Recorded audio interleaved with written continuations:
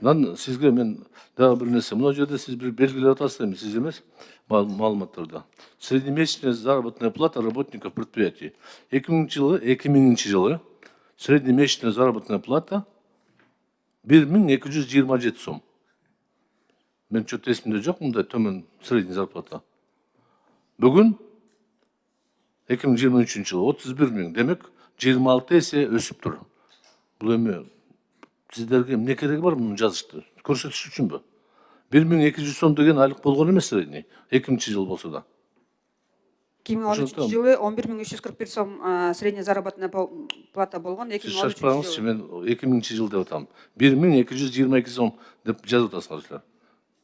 Мен маалыматты баарын эле тыга бербеш керек деген маанидә айтып атам да. Мыйзамга тиешеси жок бул нерсенин.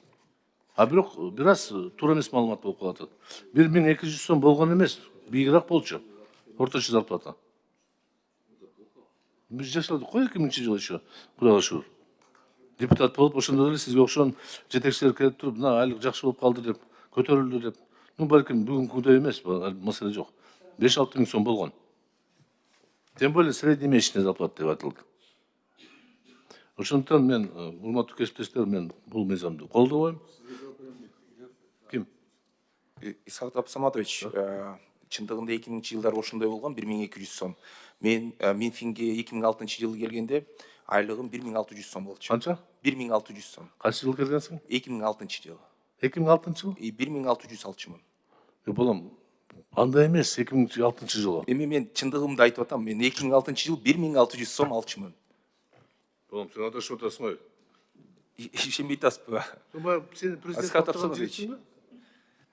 Мен алдамак белем. Сен знаменитыйсың да. Хорошо, мелдешпейм, бирок 1600 болгон эмес сенин айлыгың. Это может быть 2006 жыл эмес. Хорошо, аны биз тактайбыз. Бирок 26 эсе деп 96 болушу мүмкүн. Я не знаю. Бул жигит алышы мүмкүн, билбейм. Тактайлычы аны.